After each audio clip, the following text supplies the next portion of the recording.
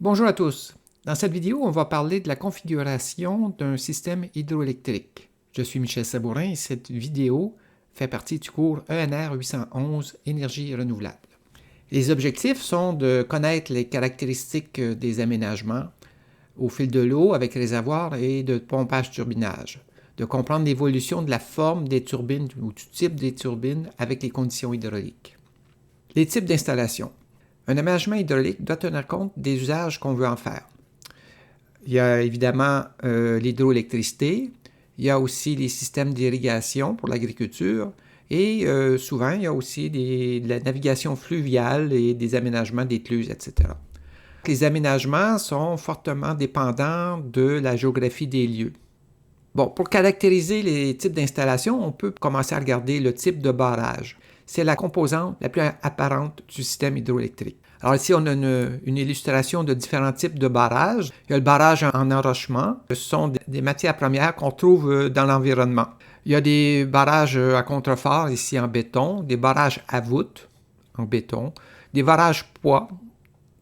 Des barrages poids peuvent être ou en béton ou en enrochement. Mais du point de vue de l'hydroélectricité, c'est plus le type de fonctionnement qui va les caractériser. On va parler de centrales au fil de l'eau, qui, elles, sont moins modulables que les centrales avec réservoir, parce qu'elles ont peu de réserve et donc doivent turbiner en fonction du débit de la rivière. Les centrales à réservoir, c'est celles qui offrent le plus de flexibilité. On peut arrêter la production, on peut la faire démarrer à très haute puissance, donc elles sont très modulables.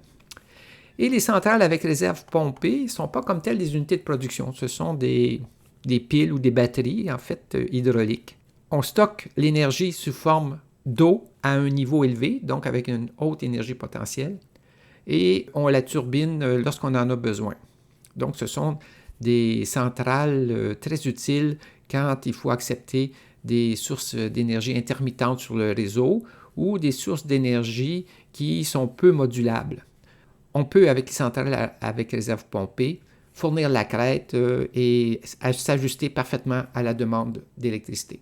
Quelques exemples des aménagements hydroélectriques.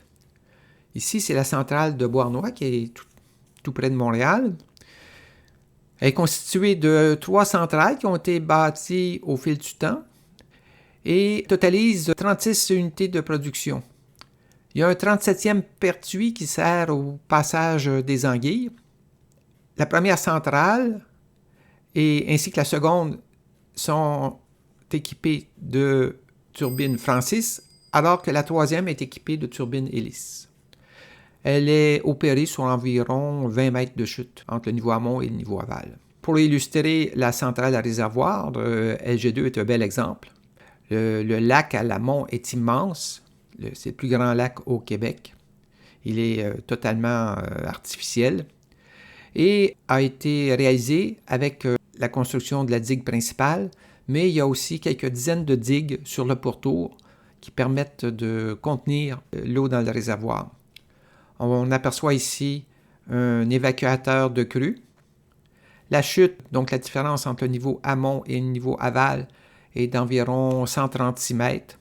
Maintenant, un petit peu plus à l'aval, la centrale se retrouve ici, sur la rive gauche de la rivière La Grande. C'est une centrale qui est souterraine, donc elle est sous la montagne. Les aménagements à réserve pompée, elles, se caractérisent généralement par de très hautes chutes, donc entre le niveau amont et le niveau aval. Donc, comme je l'ai indiqué, elles servent à turbiner pour produire et à pomper pour emmagasiner l'énergie. L'équipement pour pomper et turbiner, c'est le même. Donc, il s'agit de changer le sens de rotation. Donc, dans un sens, on turbine, dans l'autre sens, on pompe. On va parler de quelques aménagements qui sont assez remarquables dans le monde. Tout d'abord, la plus grosse centrale hydroélectrique au monde, c'est la centrale des Trois-Gorges. On y compte 34 turbines d'environ 700 MW chacune pour une capacité installée de 22 500 MW. Elle est située sur le Yangtze, elle est exploitée sur environ 90 mètres de chute et a fait l'objet d'un développement international où plusieurs Québécois ont contribué. La centrale de Itaipu est une autre réalisation. Elle est située au Brésil, sur le fleuve Paraná, près de la triple frontière Paraguay, Brésil et Argentine. La moitié des groupes fonctionnent à 50 Hz et l'autre à 60 Hz. Il y a 20 unités qui ont une capacité de 700 à 750 MW. Et comme aménagement aussi remarquable, on revient à la centrale de LG2 dont je parlais tantôt. C'est une centrale souterraine. Elle est réalisée sous environ 150 mètres de roc. On voit ici en plan l'aménagement. C'est une vue sur Google. On a ici le déversoir, escalier. On a ici la digue principale. Et ici la prise d'eau de la première centrale et de la seconde, c'est ici. Alors, au total, il y a 16 groupes dans la première centrale et 6 dans la seconde, pour 330 MW chaque unité. C'est la centrale la plus puissante au Québec et c'est la centrale souterraine la plus importante au monde. Alors, dans ces centrales, il y a des turbines hydrauliques et en fonction des conditions hydrauliques et d'autres variables, elles ont des formes et des types différents. Au-delà de la taille de la machine, la forme constitue un critère de distinction du type de turbine. Alors ici, en abscisse, on a la vitesse spécifique et en ordonnée, on a la chute. Et on voit que, en fonction de la vitesse spécifique et de la chute, on a une évolution de la forme des turbines. Sous basse chute, on a un écoulement axial avec des hélices ou des turbines Kaplan. Au fur et à mesure que la chute monte, on passe de l'axe horizontal à l'axe vertical pour les Kaplan. Ensuite, on va vers des turbines axiales radiales et on atteint le type de turbine Francis. Et ultimement, pour les très hautes chutes, on utilise des turbines Pelton. Sur ce graphique, on présente différentes turbines et on voit l'évolution en fonction de la chute et de la vitesse spécifique. Donc ici, on a l'axe de rotation commun pour toutes les turbines. Ce qu'on remarque, c'est que le diamètre d'entrée est plus grand que le diamètre de sortie pour les hautes chutes et les vitesses spécifiques faibles. Et au fur et à mesure que la chute diminue, ce diamètre se rapproche du diamètre de sortie pour à un moment donné devenir égal au diamètre de sortie, de sorte qu'on a un écoulement parfaitement axial. On a ici une autre illustration des types de turbines et de leur domaine d'application. Donc ici, on a représenté les débits et ici les chutes. Comme la puissance est le produit de la chute par le débit, ce qu'on observe, c'est que les domaines d'application se croisent et se superposent. On va présenter maintenant les types de turbines les plus courants. On va passer de la faible chute aux plus fortes chutes. D'abord, pour les plus faibles chutes, il existe les turbines bulbes. Alors, la turbine bulbe, c'est comme un peu un sous-marin qui est ancré dans la rivière. Ici, on a coupé les piles pour permettre de voir les machines, mais chaque turbine est encadrée par une amenée en béton. Et l'eau est forcée de passer par l'hélice qui entraîne un alternateur. Le tout est dans l'eau. Donc, il y a un bulbe qui protège les équipements de l'eau. Alors, ce sont des turbines qui sont utilisées sous 10 mètres de chute. L'intérieur du bulbe est considéré comme un espace confiné et l'enfoncement de l'axe de la machine par rapport au niveau aval est assez important. Il est de l'ordre de 10 mètres. Souvent, ces machines-là sont d'un diamètre assez important. On parle de 5 à 7 mètres de diamètre pour la roue. Un autre type de machine pour faible chute, c'est la turbine Kaplan. Alors, la turbine Kaplan a une amenée frontale qui dirige l'eau finalement dans une bâche qu'on appelle frontospirale qui guide l'eau à l'entrée. Ensuite, l'eau passe par les avant-directrices et les directrices et change de direction pour devenir axiale pour entraîner la roue. Ce sont des turbines de faible chute, typiquement autour de 20 mètres de chute, mais on peut voir des turbines qui vont de 15 à 40 mètres de façon assez courante. L'axe de la roue par rapport au niveau aval est enfoncé d'environ 5 mètres. Dans les grandes rivières où il y a beaucoup de débit, on est amené à avoir un grand nombre de machines. Dans ce cas-là, on va utiliser des turbines hélices. La turbine hélice se distingue de la turbine Kaplan par le fait que les pales sont à angle fixe, alors que la turbine Kaplan permet de moduler l'orientation de la pale en fonction des débits et de fournir un rendement efficace pour une grande plage de débit. La turbine hélice, évidemment, est plus robuste parce qu'elle n'a pas de mécanisme à l'intérieur pour manœuvrer les pales et ne souffre pas de fuite d'huile qu'on voit occasionnellement entre les joints au tourillon ici et l'intérieur du mécanisme. La turbine Francis est la turbine la plus utilisée en hydroélectricité. Plus de 60% de toutes les machines sont des turbines Francis. Les turbines Francis sont généralement équipées d'une bâche spirale, d'un avant-distributeur et d'un distributeur.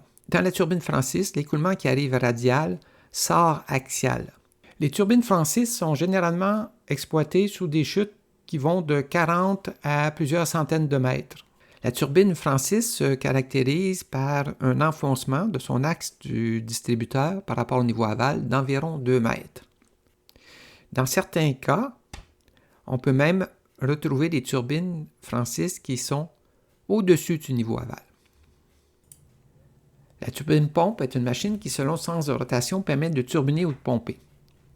Le type Francis est courant, mais on trouve aussi des machines axiales, Kaplan bulbe, et diagonales, les turbines Deriaz. La turbine pompe fait partie d'une installation d'accumulation d'énergie qui est très efficace. Le cycle combiné pompage et turbinage peut présenter une efficacité globale dépassant 80%.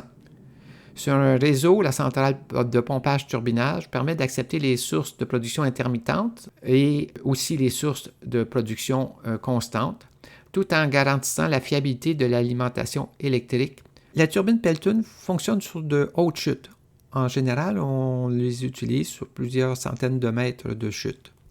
Donc, elle se caractérise par un mode de fonctionnement qui est différent des autres turbines. Il s'agit plutôt d'une turbine à action, alors que les autres turbines sont des turbines à réaction. Alors, un jet d'eau est propulsé sur des objets et l'objet arrête le jet d'eau et ainsi absorbe la quantité de mouvement qui permet de créer de la puissance. L'axe de la roue se trouve habituellement au-dessus du niveau aval puisque l'eau doit retomber. Donc, il y a une perte de chute inhérente à ce type de machine. C'est une machine qui est légèrement moins efficace que les turbines Francis. On les voit utilisées dans les grandes chaînes de montagnes que sont les Alpes, les Himalayas, les Rocheuses.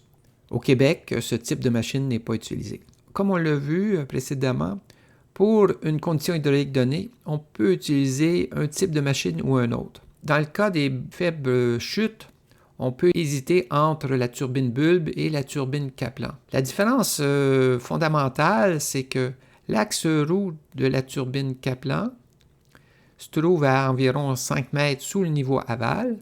Par contre, l'aménagement de l'aspirateur nécessite une excavation importante et introduit dans l'écoulement un virage additionnel. Donc, on a un virage pour entrer dans la bâche, un virage ensuite dans l'entrefer entre les directrices et la pale, et ensuite on a un troisième virage pour évacuer. Dans le cas du bulbe, tout l'écoulement est parfaitement axial. L'axe roue est enfoncé d'environ 10 mètres par rapport au niveau aval. L'efficacité du bulbe, parce qu'il a moins de virages que la Kaplan, est plus élevée. Lorsqu'on compare la Pelton et la Francis, on voit que pour un même diamètre de roue, l'équipement pour la Pelton occupe beaucoup d'espace. Il s'agit du collecteur qui distribue l'eau à chacun des injecteurs. Cette construction est très robuste parce qu'elle est exploitée sous de très hautes pressions et donc est très coûteuse et elle est volumineuse. La Francis est en général plus compacte. Elle exploite toute la chute disponible et présente un rendement supérieur. Ceci termine la présentation sur les systèmes hydroélectriques. Je vous invite à consulter la prochaine vidéo qui présente le cheminement de l'énergie dans l'aménagement.